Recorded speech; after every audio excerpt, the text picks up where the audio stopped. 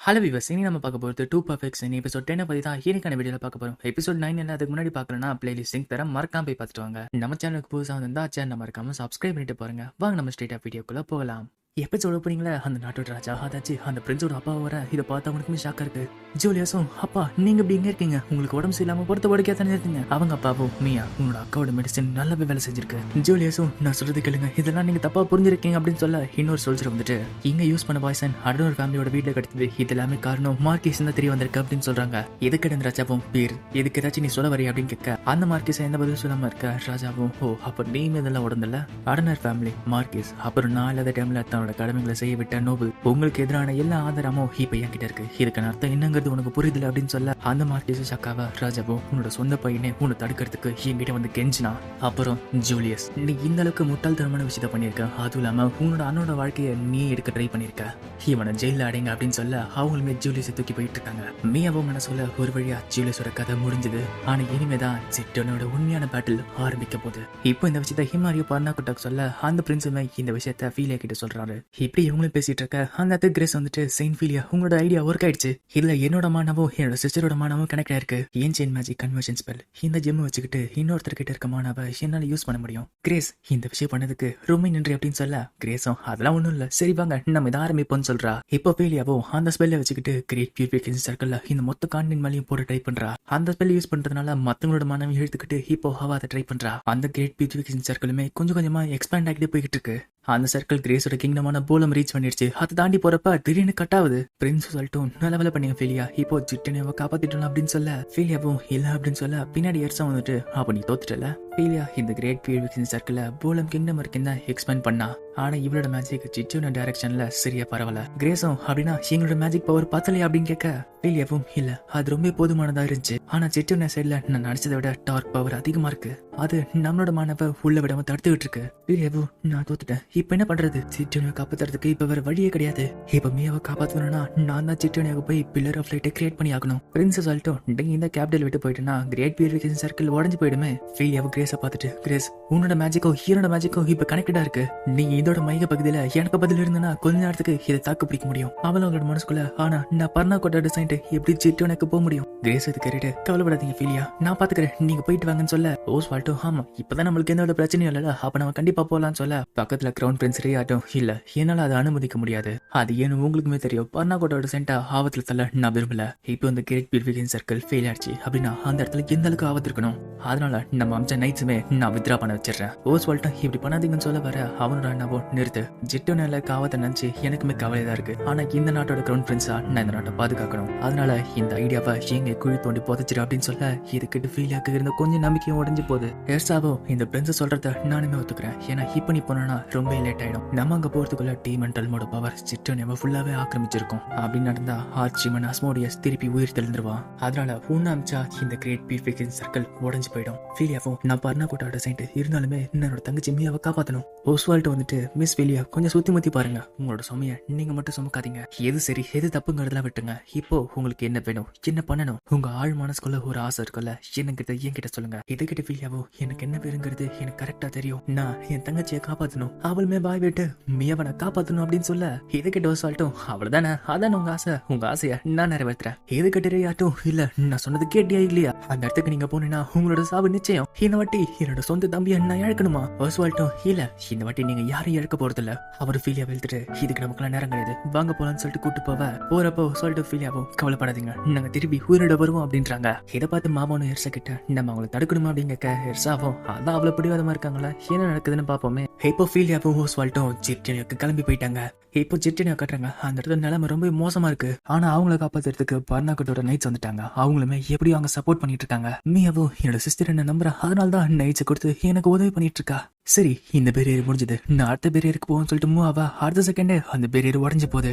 அது கூடவே அங்க இருக்க எல்லாரோட நம்பிக்கையுமே கொஞ்சம் கொஞ்சமா உடஞ்சுகிட்டு இருக்கு. அவளோட ஆண்டு எள்ளுகடுமே இன்னைக்கு இல்லாத டார்க் மான்ஸ்டர்ஸ் அந்த ஃபாரஸ்ட்ல இருந்து வந்துட்டு இருக்குங்க. மியா அந்த இடத்துக்கு போவாத அப்படின்னு சொல்ல, இங்க இருக்க சோல்ஜர்ஸுமே நம்ம ஓடிடலாமா, ஆனா ஓடுறதுக்கு இடமே இல்லையே. மியா வைத்துக்கிட்டு ஓடுதா?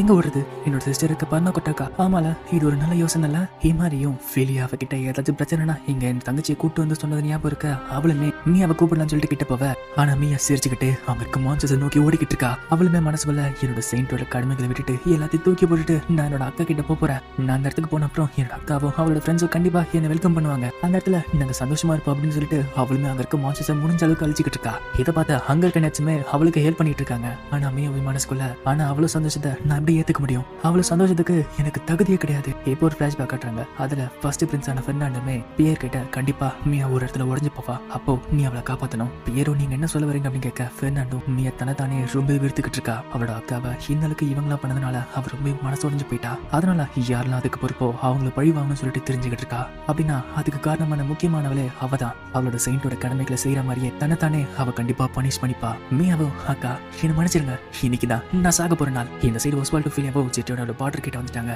ஃபீலியாவோ எனக்கு ஒரு குறுக்கு வழி தெரியும், அந்த வழியா போனா சீக்கிரமா போயிடலாம்னு சொல்லிட்டு போயிட்டு இருக்காங்க. இந்த சைடு மீயாவோ தன்னோட முடிஞ்ச அளவுக்கு மான்ஸ்டர் அழிச்சுக்கிட்டு இருக்கா. ஆனா இப்போ அவகிட்ட மேஜிக் பவர் சுத்தமா இல்ல. அவளோ ஒரு மேஜிக் பவர் இல்லாத ஒரு செயின்ட் கண்டிப்பா சுமையா தான் இருப்பா. ஆனா இதுக்கு ஒரு வழி இருக்கு. என்னோட லைஃப் எனர்ஜியை மேஜிக்கல் பவரை கன்வெர்ட் பண்ணி இங்க இருக்க மான்ஸ்டர் அழிக்கிறேன். இது ஒரு ஃபோர்பிடன் டெக்னிக். இருந்தாலுமே என்னோட மண்ணி என்னோட மக்களை பாதுகாக்கிறதுக்கு இதை நான் பண்ணியே தீர்வேன். அவளுமே தன்னோட லைஃப் எனர்ஜியை மேஜிக்கல் பவரை கன்வெர்ட் பண்ணி அங்க இருக்க மான்ஸ்டர் அழிச்சுக்கிட்டு இருக்கா. பியர் இதை பார்த்துட்டு இது நல்ல விஷயம் கிடையாது, இப்ப அவங்க இழந்தோம்னா நம்மளால எதுவுமே பண்ண முடியாது. எல்லாருமே இப்ப மீயாவை காப்பாத்துங்க. சிட்டனோட எதிர்காலமே இப்ப அவங்க கிட்டதான் இருக்கு. மீயாவும் நல்ல வேலை கடைசி டைம் ஆச்சு ஒரு செயின்டா நான் இருந்தேன்னு அப்படின்னு சொல்லி அந்த இடத்துல மயங்கி விழறா. இப்போ எல்லாம் முடிஞ்சிச்சு சொல்லிட்டு அவளுமே ஒரு இருட்டான இடத்துல இருக்க. அவ கண்ணுக்கு முன்னாடி ஒரு வெளிச்சம் வருது. அவளும் யாருன்னு கலந்துறது பார்க்க அந்த இடத்துல வந்தது ஃபீலியா. மீயாவும் என்னோட அக்கா என்ன காப்பாத்துறதுக்கு இங்க வந்திருக்காங்க, இப்போ எல்லாருமே பாதுகாப்பா இருப்போம். அவ பக்கத்துல பார்த்தா மான்ஸ்டரும் அவன் அழிக்க வந்துட்டு இருக்க. இந்த சைடு சோல்ஜர்ஸுமே மான்ஸ்டர் தாக்கிட்டு இருக்கு. ஆனா அந்த இடத்துக்கு ஃபீலியா வந்து அங்க இருக்க மான்ஸ்டர்ஸ் அழிச்சிட்டா. மீயாவும் அக்கா நீங்க வருவீங்கன்னு எனக்கு தெரியும், ஏன்னா நீங்க தானே என்னோட ஹீரோ அப்படின்னு சொல்ல ஃபீலியா கிரியேட் பண்ண பேரியர்ஸால அங்க இருக்க மான்ஸ்டர் எல்லாம் வீக் ஆயிடுச்சு. அந்த சான்ஸ் யூஸ் பண்ணிட்டு அங்க இருக்க சோல்ஜர்ஸ் எல்லாருமே சேர்ந்து அங்க இருக்க மான்ஸ்டர் அழிச்சுக்கிட்டு இருக்காங்க. அந்த டைம் அந்த இடத்துக்கு எர்த்தாவும் அவளோட ஃபேமிலியரும் அது கூடவே அந்த மெய்டும் பட்டரும் வந்துட்டாங்க. ஃபீலியாவும் அவளோட தங்கச்சியை செயின்டில வச்சு ஹீல் பண்ணிட்டு இருக்கா. அவளுமே இந்த வாட்டி நான் காப்பாத்துவேன், இந்த வாட்டி காப்பாத்துவேன்னு சொல்லி ஹீல் பண்ணிட்டு இருக்கா. ஆனா மீயாவோட ஹார்ட் பீட் கொஞ்சம் கொஞ்சமா குறைஞ்சிக்கிட்டே வந்துட்டு இருக்கு. மீயாவோட காயங்களை ஃபீலியா சரி பண்ணிட்டா. இப்போ மீயா முழிக்கிறதும் அவளோட மன வலிமை பொறுத்துதான் இருக்கு. ஆனா ஃபீலியாவும் எனக்கு பயமா இருக்கு, அவ எழுதி கம்ப போனா நான் என்ன பண்ணுவேன்? ஆனா ஓஸ்வால்டோ அவ தோல் மேல கை வச்சுட்டு ஃபீலியாவும் ஆமா நான் நம்பிக்கை இழக்க போறதுல நான் விட்டு கொடுக்க மாட்டேன், ஏன்னா நான் உன்னோட அக்கா அப்படின்னு சொல்லி அவளுமே ஒரு வழியா மீயாவை ஹீல் பண்ணிடுறா. இப்போ மீயாவை கண் முழிக்க இதை பத்தி ஃபீலியாவை அழுத்துக்கிட்டே அவளை கட்டி பிடிச்சிட்டு நல்ல வேலை நீ பழைச்சிட்டு அப்படின்னு சொல்லி அழுகிறா. மீயாவும் அக்கா நான் உங்களை திரும்பி வைப்பேன்னு நினைச்சு கூட பார்க்கல, நீங்க உங்க நாட்டோட செயின்டா உங்களோட கடமைகளை செய்வீங்கன்னு நான் நினைச்சிட்டு இருந்தேன், இங்க வருவீங்கன்னு நினைச்சு கூட பார்க்கல. ஃபீலியாவும் ஆமா நீ கரெக்டா தான் சொன்ன, ஆனா நான் இந்த இடத்துக்கு ஒரு செயின்டா வரல, உன்னோட அக்காவா வந்திருக்கேன். மீயாவும் நீங்க பர்னாகோட்டை விட்டு போன அப்புறம் எனக்கு பைத்தியம் பிடிக்கிற மாதிரி இருந்துச்சு, நான் தனிமையா இருந்தேன். ஆனா எல்லாத்தையும் விட நான் ரொம்ப கோவமா தான் இருந்தேன், ஏன்னா உங்களை எல்லாருமே இஷ்டப்படி யூஸ் பண்ணிட்டு குப்பை மாதிரி தூக்கி போட்டுட்டாங்க. அதனால அவங்க மேல நான் ரிவெஞ்ச் எடுத்தான்னு சொல்லிட்டு முடிவு பண்ணேன். அதனால தான் இந்த விஷயத்துல என்னால கவனிக்க முடியல. அக்கா என்ன மன்னிச்சிருங்க. இல்லையாவும் எனக்காக எனக்கு கோவப்பட்டதுக்கு ரொம்ப நன்றி. இந்த கிங்டம்ல உன்னை தவிர வேற யாராலையும் காப்பாத்திருக்க முடியாது. மீயா இப்போ நீ ஒரு ட்ரூ செயின்டா இருக்க. அவளோட அக்காவே அவளை ஏத்துக்கிட்ட அப்புறம் மீயாவும் அங்கேயே அழ ஆரம்பிக்கிறா. மாமனும் அவள் தடுக்காம விட்டது நல்ல விஷயமா போச்சு அப்படின்னு சொல்ல எர்சாவும் அவளுக்கு லக்கு இருந்துச்சு, அதனால தான் இப்படி நடந்துச்சு. அப்படியே கட் பண்ணி கொஞ்ச நேரம் கழிச்சு காட்டுறாங்க. பார்த்தா பிரின்ஸ் ஜூலியஸ் எஸ்கேப் ஆயிட்டாராம். அங்க இருக்க எல்லா சோல்ஜர்ஸும் கேஸ்ல சுத்தி வச்சு தேடிட்டு இருக்க. ஆனா ஜூலியஸ் அண்டர் கிரவுண்ட்ல போய் அந்த மோதிரத்தை எடுக்க கிளம்பிட்டான். அவனுமே இல்ல இது என்னோட முடிவா இருக்காது, எனக்கு அந்த பவர் மட்டும் கிடைக்கட்டும், அந்த வச்சுக்கிட்டு நான் எல்லாரையும் ஆட்டி படைக்கிறேன். மீயா எனக்கு துரோகம் பண்ணவங்களுக்கு என்ன நடக்குங்கிறத நான் காட்டுறேன் அப்படின்னு சொல்லி அந்த மோதிரத்தை அவன் போட்டு அந்த சீலை பிரேக் பண்றான். இப்போ ஒரு வாய்ஸ் ஜூலியஸ் கேக்குது, நல்ல வேலை பண்ண ஜிட்டோனியோட பிரின்ஸ் அப்படின்னு ஒரு டார்க் பவர் அவனைய சூழுது. இப்போ பிரசன்ன காட்டுறாங்க. ஃபீலியாவும் நான் அந்த இடத்துக்கு திருப்பி வரேன்னு சொல்லிட்டு நினைச்சு கூட பார்க்கல அப்படின்னு சொல்ல ஓஸ்வால்டோ நம்ம இங்க வந்ததுனால தான் ஒரு பெரிய ஆபத்தை தடுத்து நிறுத்திருக்கோம். ஃபீலியாவும் பிரின்ஸ் சொல்லிட்டு ரொம்ப நன்றி அப்படின்னு சொல்ல ஓஸ்வால்டோ நீங்க தான் எல்லா வேலையும் பண்ணீங்க அப்படின்னு சொல்லிட்டு மாத்தி மாத்தி பேசிக்கிட்டு இருக்க.